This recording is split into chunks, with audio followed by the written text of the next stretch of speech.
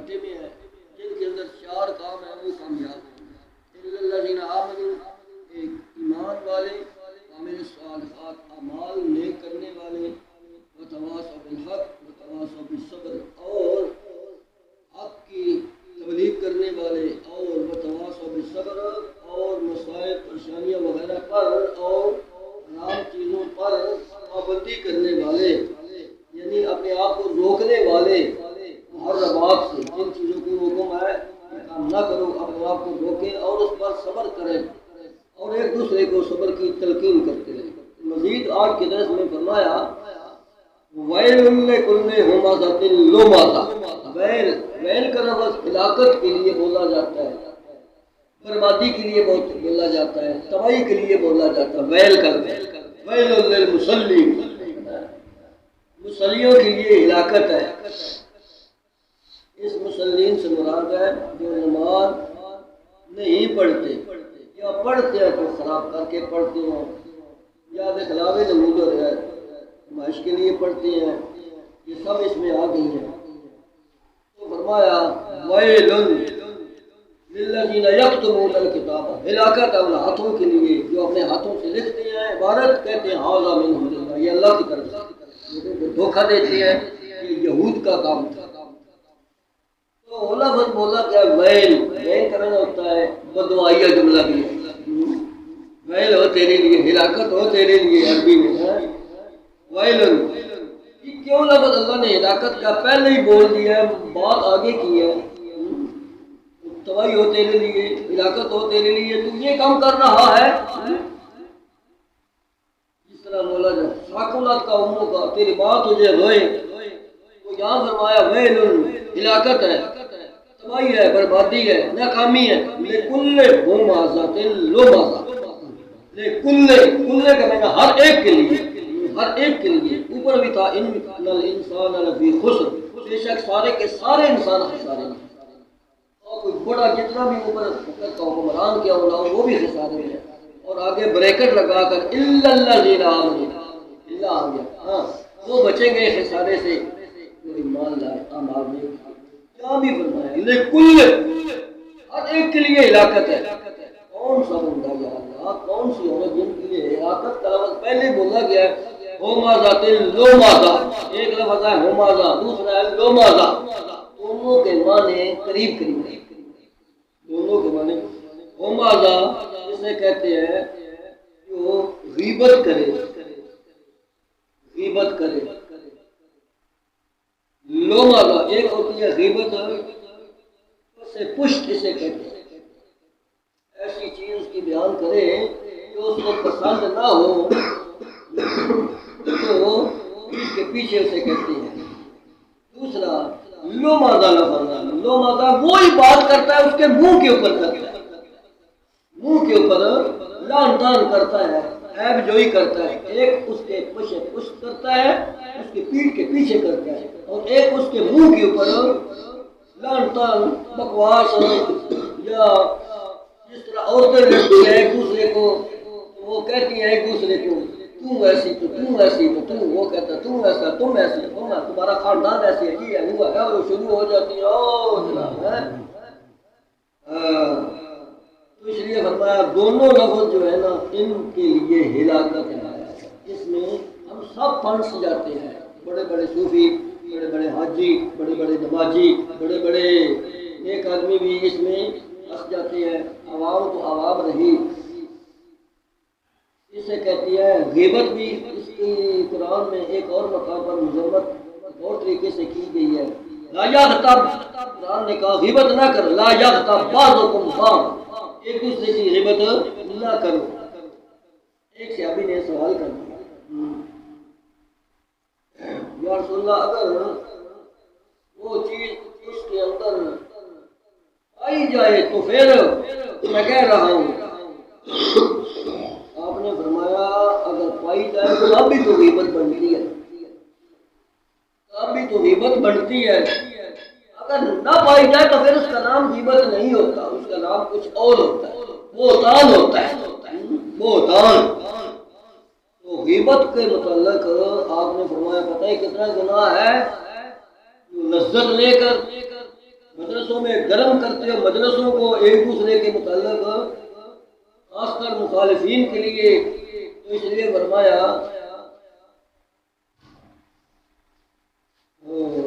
لا یغتب بعضکم بعضا، غیبت ایک دوسرے کی نہ کرو، اور اس کی مذمت بیان کرتے ہوئے دوسری آیت پیش کی ہے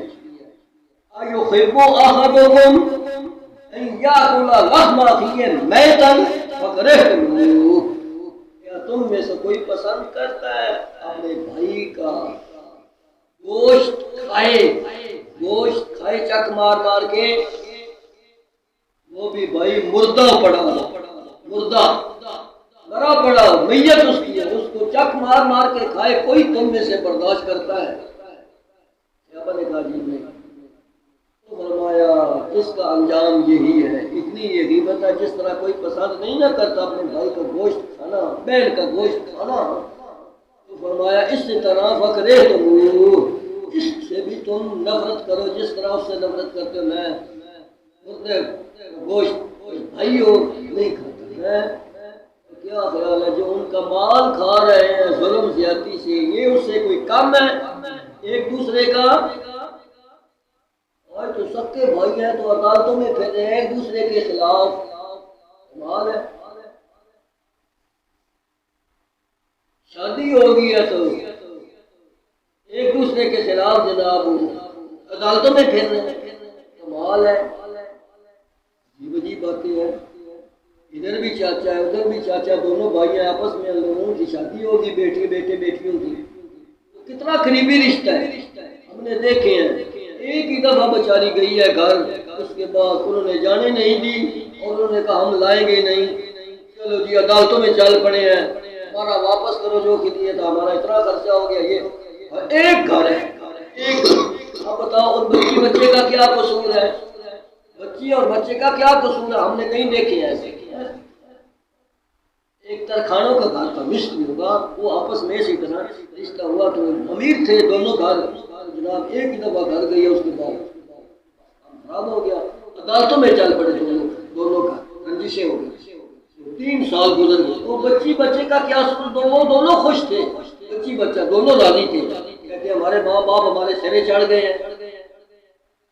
ایک بندے نے کہا تو ہمارے گھر آ جایا کرو، ازدواجی تعلقات بھی انہوں نے قائم کیے، اور ہمارے گھر آ جایا کرو، وہ آتے جاتے رہے، ملتے ملتے رہے، اور ان کے یہاں بچہ بھی پیدا ہونے والا ہو گیا، اور انہوں نے پھر الزام شروع کر دیا، اور اس بندے نے پھر ان کو ایسے انداز سے سمجھایا، گالیں دے کر دنیاوی لحاظ سے، ظالموں غیرتوں ہی ہے وہ ہے، یہ انہی کا ہے، میں نے ان کو موقع دیا، اپنے گھر ان دونوں کو بلاتا رہا، ظالموں تمہیں شرم آنی چاہیے، تمہیں ڈوب مرنا چاہیے، بڑی بےزتی کی اس نے، ان کا کیا قصور تھا، ان کا تو نکاح ہوا تھا، تم عدالتوں میں چڑھ پڑے تو ایک دوسرے پر الزام لگانا شروع کر دیا تم نے۔ بہرحال ہر قسم کے بندے ہوتے ہیں، یہ مال دنیا کا اس کے پیچھے پڑھ کر اپنی آخرت بھی خراب کرتے ہو، تو سکون بھی خراب کرتے ہو، تو سب کو فرمایا ہمازہ لومازہ، ان دونوں جملے کی میں بات کر رہا ہوں، تو فرمایا منہ پر لان تان کرنے والا یا پیٹھ کے پیچھے لان تان کرنے والا، یہ دونوں بنا، بعض کہتے ہیں میں یہ بات کہہ رہا ہوں، وہ اگر چیانی ہے میں اس کے منہ پر بھی کہہ سکتا ہوں تو ٹھیک ہے، کہہ دو اس کے منہ پر، وہ تو تجھے ہو سکتا تجھے منہ پر مارے بھی وہ، کہہ سکتا ہوں تو میرے منہ پر کیوں کہتا ہے، اس کے منہ پر کہہ۔ ہمارے ساتھ کہتے تھے کوئی کسی بندے کو اس کے منہ پر گال دے نا، وہ اس کی ایسی تیسی اس کو یہ کہہ دینا، اور کہتے ہیں میں نے اسی طرح کہنا جس طرح میں کہہ رہا ہوں، بکواس کر، دیکھو کتنا گناہ گار، آگے والے کو بھی کہتا ہے اسی طرح کہہ دینا جو میں اس کو کہہ رہا ہوں، بات غلط کہہ رہا ہوں، جب مت ماری جائے نا ایسا ہی ہوتا ہے، وہ کہتے تھے جو میرے منہ پر کہہ رہا وہ تو مجھے گالیں دے رہا، اس کو نہیں دے رہا، اس کو دیتا تو اس کے منہ پر جا کر گال دے، گال اس کو دے رہا ہے، میرے منہ پر دے رہا ہے، تو مجھے گال دے رہا، وہ برداشت نہیں کرتے، اس لیے فرمایا یہ غلط ہے، یہ طریقہ غلط ہے، انہی سے تو رنجشیں شروع ہوتی ہے، اور انہی سے تو آگے نفرتیں شروع ہوتی ہیں، انہی چیزوں سے تو گھر اجڑ جاتی ہے، دونوں گھر اجڑ جاتے ہیں، پہلے شادی ہوتی ہے، تقریب ہوتی ہے، ڈانس ہوتے ہیں، ناچ گانا ہوتا ہے، مہندی ہوتی ہے، یہ سارے کام شیطانی ہوتے ہیں، کوئی روکے تو اس کو لڑتے ہیں، اس کو مارتے ہیں، اس کو، تو تجھے دنیا کا کیا پتا؟ تم جاؤ مسجد میں جاؤ، اللہ نہ کرو جاؤ ہمیں فنکشن کرنے دو۔ دادا جی کو دھکے دے کر باہر نکال دیتے ہیں گھر سے، مسجد میں جاؤ ہمیں فنکشن کرنا ہے، خوشی کے دن کبھی کبھی ہوتے ہیں، یا اس کو کسی کمرے میں ایسے بند کر دو، چائے پانی ہوتا اس کے اندر تو باہر سے کنڈی لگا دو۔ اچھا جی، تو اس لیے فرمایا بھائی یہ دونوں چیزیں جو ہے نا بڑی نقصان دہ ہیں۔ وماذا تل و ماذا، منہ پہ تانا دینے والا، پیٹھ کے پیچھے لان تان کرنے والا، غیبتیں کرنے والا، چغلیاں کھانے والا، یہ سب اس میں وماذا تل و ماذا الذی جمع مالا وعددا، یہ وہ شخص ہے جس کے ساتھ جمع مالا وعددا، جمع بھی اس کو پڑھا گیا، جمع ایک لغت ہے،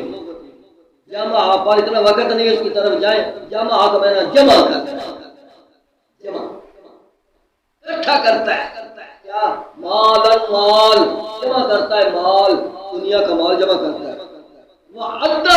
پھر اس کو گنتا رہتا ہے، اتنے ہو گئے، اتنے ہزار، اتنے کروڑ، اتنے وعددہ پھر اس کو گنتا رہتا ہے، کہیں تو بینک میں رکھ دیتے ہیں، گنتے رہتے ہیں، اور اس کا جو تو سود بڑھتا ہے نا وہ لیتے رہتے ہیں، حرام کھاتے رہتے ہیں، حلال بینکوں میں پڑا ہے، ایسا بھی لوگ کرتے ہیں، سود کھاتے ہیں نا۔ تو اس لیے فرمایا اور کہتے ہیں اس مال سے مراد وہ مال ہے جو حلال حرام طریقہ نہ دیکھا جائے، حلال طریقہ یہ حرام طریقہ جو میں اکٹھا کر رہا ہوں، ہر قسم کا مال ہوتا ہے نا وہ مراد ہے۔ اور کہتے ہیں جس کا اسے زکوٰۃ نہ دیا جائے نا یہ وہ مال ہے، جس کا حق نہ نکالا جائے نا، مال کا حق ادا نہ کیا جائے یہ وہ مال ہے۔ جمع مالا وعددا،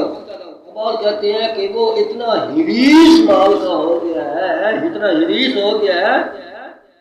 سرمایہ کا، دولت کا، زر پرستی سے کہتے ہیں، زر پرستی، جمع مال وعددا، مال کے پیچھے پڑا ہے، اللہ کے حکموں کو توڑ رہا ہے، چھوڑ رہا ہے، پرواہ نہیں، مستغرق ہے مال کے اندر، اس کو آخرت کی بھی کوئی فکر نہیں ہے، بس مال آئے حرام آئے یا حلال ہے، مال کے پیچھے پڑا ہوا ہے، مال معددا اس کو گن گن کر رکھتا ہے، 99 کے چکر میں پڑا رہتا ہے ہر وقت۔ تو فرمایا کیا خیال کرتا ہے، ایحسب ان مالہ اخلدا، کیا گمان کرتا ہے بے شک اس کا مال ہمیشہ رہے گا۔ مال کا بھی بڑا بڑا ہوتا ہے، مال دولت میرے پاس ہے، میں یہ کر دوں گا تو وہ کر دوں گا، ہے یہاں تک کہہ دیتی ہے مال دنیا ہے، دولت ہے تو سب کچھ ہے، دولت ہے تو سب کچھ ہے، سارے کام ہو جاتے ہیں، پیسہ ہو تو یہ بھی کہتے ہیں، میرا وقت نہیں میں اس کی تشریح کرتا، مال سے سارے کام نہیں ہوتے، کچھ کام تو ہو جاتے ہیں، سارے کام نہیں ہوتے۔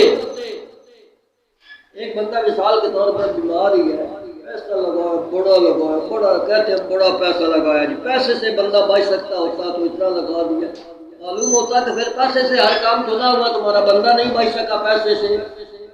مال و دولت لگا بھی بڑا دیا ہے، بچ نہیں سکا، پیسے سے پھر بندہ بچتا ہے والا۔ ایک بندے کا بیٹا ہی نہیں، اولاد ہی نہیں، بڑا پیسہ اس کے پاس، اولاد دینا تو میرے اللہ کا کام ہے۔ یہ لوگ اپنا ایمان بھی ضائع کر بیٹھتے ہیں، فلاں دربار پر چلو تو فلاں بابے کے پاس جاؤ تو یہ کرو، حرام حلال کی تمیز بھی نہیں ہے، ہر کام کر جاتے ہیں۔ ہمارے ہاں اولاد ہو جائے، عورتیں ہیں یا مرد ہیں، کیا اولاد کسی کے اختیار میں ہے؟ قرآن کہتا ہے یا وہ واقعہ بھی آج بھی سن سکتے، آج بھی وہ اس طرح کے لوگ ہیں، اس کے یہاں بچی پیدا ہوئی تو اس نے 7 گولیاں بچی کو ماری، ابھی 7ویں دن کی ہے، یہ انسان ہے۔ تو اس لیے فرمایا یہ تو میرے اللہ کے اختیار میں، ہر کام تو پیسے سے پھر نہیں نہ ہوتا، کچھ کام تو ہوتے ہیں۔ آج تو کہتا ہے پیسہ ہے تو شیرنی کا دودھ بندہ خرید سکتا ہے، جناب عجیب عجیب باتیں کرتے ہیں۔ بہرحال اپنی جان نہیں بچا سکتا جتنا بھی مال و دولت ہو، وقت آ جائے۔ ہمارے یہاں ایک نمبردار صاحب تھے، بڑے مالدار آدمی بھی تھے، اللہ کی شان، بیمار ہوا تو 1 مہینے تک اس کی زبان بند ہوگی، بات نہیں کر سکتا۔ اب اس کی بیوی وہ جناب بڑے پیروں کے پاس گئی، درباروں پر گئی، یہ وہ سونے کا کاکا چڑھایا بنا کے دربار پر چڑھاوا جو تھے۔ ڈاکٹروں کو کہا ڈاکٹروں منہ سے مانگو دولت، میری بندے سے میرے خامد کی میرے ساتھ بات کرا دو، بس ہے بھی پاس اس کے بات نہیں کر سکتا، زبان بند ہو گئی ہے۔ جب اللہ نہ کرنے دے تو ڈاکٹر کیا کر سکتے ہیں؟ بیچارے نے تو علاج ہی کرنا ہوتا ہے، علاج ہی کرنا ہوتا ہے نا، آگے تو شفاعت من جانب اللہ ہوتی ہے نا۔ نہیں بولنا جناب علی، آگے ہی چلا گیا، نہیں بولنا۔ انہیں کہ کاکے چلانے سے وہ کام ہو جائے گا، اللہ یہ کام نہیں کرنا چاہتا تو ظالموں تو ابھی آج بھی سمجھ نہیں آ رہی۔ تو اس لیے فرمایا وہ سمجھتا ہے میں مال اکٹھا کر رہا ہوں یہ مجھے موت سے بچا لے گا، یا ہمیشہ رہے گا میرے پاس، یا میں ہمیشہ رہے گا، کوئی چیز بھی ہمیشہ نہیں رہے گی۔ کلا، قرآن کہتا ہے کلا، ہرگز نہیں، یوں ہرگز نہیں جیسا تم کہہ رہا۔ یوں بدلنا پھر خوتما، اس کو پھینک دیا جائے گا، خوتما اس کو پھینک دیا جائے گا ایسے بندے کو، خوتما ایک جہنم کا طبقہ ہے۔ وما ادراک ما الخوتما، تجھے کیا علم خوتما کیا ہے؟ یہ تو خوتما کا لفظ ہی سنا ہے نا، اللہ فرماتے ہیں میں بتاؤں کیا خوتما ہے؟ نار اللہ الموقدہ، وہ اللہ کی آگ ہے، وہ اللہ کی آگ ہے۔ کیا مطلب؟ ایک تمہاری آگ ہوتی ہے جو تم جلاتے ہو، تمہاری آگ، یہ اللہ کی آگ ہے، اللہ کی آگ، اس سے مراد آگے والی جہنم والی آگ، الموقدہ جو جلائی گئی ہے، کہتے ہیں تو 70 گنا وہ زیادہ ہے جہنم کی آگ اس آگ سے، 70 گنا، خود ہی اندازہ لگا لو۔ اللہ کی تتانے والا الافئدہ، وہ آگ چڑھ جائے گی دلوں پر۔ یہ آگ سب سے پہلے چمڑے کو لگتی ہے نا، اس وجود کو، اس آگ کی بات ہے، اس کا اثر ایسا ہے سب سے پہلے اچھا تتانے والا الافئدہ، وہ اس کا دل پر اثر ہوگا سب سے پہلے، ڈائریکٹ اس آگ کا اثر ڈائریکٹ دل پر ہوگا۔ اچھا بے شک ان کے اوپر وہ آگ بند کر دی جائے گی۔ کیا مطلب بند کر دی جائے گی؟ خاصہ یہ کمرہ ہے، دروازے کھڑکیاں، اندر آگ جلائی جائے، دروازے بند کر دی جائیں، کھڑکیاں بند کر دی جائیں تاکہ اس کی تپش باہر نہ نکلے۔ یہ مطلب ہے انا علیہ موصدہ، اوپر سے جس طرح بھٹا چل رہا ہوتا ہے بھٹا، اور اس کے اوپر وہ رکھ دیتے ہیں ڈھکن، میں نے دیکھے اس کے اوپر ڈھکن رکھ دیتے ہیں، جب اٹھاتے ہیں تو او لمبا نکلتا آگ، اس کے اوپر ڈھکن بھی رکھ دیتے ہیں آگ باہر نہ نکلے اس کی۔ ہمارے علاقے میں کہتے تھے پرانی دشمنی تھی، ہم نے تو بات ہی سنی ہے کہ دشمنی والے بندے اتنے ظالم تھے ایک دوسرے کے، انہوں نے پکڑ لیا، 2 بندوں کو پکڑ کر باندھ دیا، باندھ کر اور بھٹے جلتے کے اندر اس کو ڈال دیا، اس طرح لکڑ کو ڈال دیا گیا۔ وہ بھی انسان ہی تھے، ڈالنے والے بھی تو جن کو ڈالا جا رہا ہے وہ بھی تو انسان ہی تھے۔ اب خود اندازہ لگا لو، یہ کام اللہ فرماتے ہیں یہ میرا تھا، تمہارا نہیں ہے، یہ سزا دینی اس طرح کی حرام ہے تمہارے لیے، کسی سانپ کو بھی تم آگ نہیں لگا سکتے۔ اب دشمنان انسان کا مسئلہ ہے، نماز پڑھ رہے ہو سانپ آ گیا سامنے، نماز توڑ دو، پہلے سانپ کو مارو پھر نماز پڑھو۔ تو اس لیے فرمایا اس کو بھی آگ لگانے کی گنجائش نہیں ہے، کسی اور طریقے سے مارو، آگ نہ لگاؤ، آگ کا عذاب سے نہ پکڑو۔ آج بات میں یہ کہہ رہا تھا کہ وہ جو آگ ہے نا، فی عمد ممددہ، عمد کہتے ہیں ستونوں کو، فی عمد ممددہ، یہ ایسے ستون ہیں ان کو ساتھ ان کو باندھا جائے گا۔ یہ ستون ہے، پہلے ستون بناتے ہیں دائیں بائیں آگے پیچھے، پلر جسے کہتے ہیں، پھر درمیان میں وہ دیوانہ بنا لیتے ہیں۔ اللہ پاک بتاتے ہیں ان کے پلر آگ کے ہوں گے، ان کے ستون آگ کے ہوں گے۔ یہ کن کے لیے ہے؟ ایسے لوگوں کے لیے ہے جن کا حشر اس صورت میں سن سکے ہو، پہلے بھی سن سکے ہو۔ اس لیے فرمایا جو غدار ہے، جو ایمان سے دور ہے، جو بد اخلاق ہے، جو نافرمان ہے، جو اللہ کے حکموں کو توڑ رہا ہے اور دنیا کے پیچھے پڑا ہوا ہے، یہ سب اس کی تفصیل میں گزر چکا ہے۔ اس لیے فرمایا اس کے اندر کتنی سخت نہیں ہے،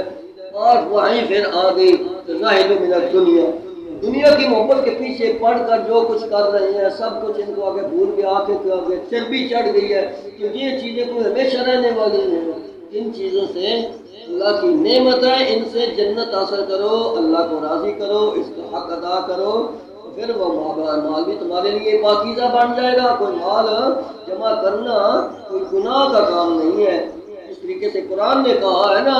اس کے پیچھے لگ جانا، اس کا حق بھی ادا کرنا، نافرمانیاں کرنا، پاس کے پاس تو آ جائے تو پھر تو وہ بہت ہی کام خراب کرتے ہیں نا، اس کے نشے میں، اس کے اقتدار میں آ کر۔ بہرحال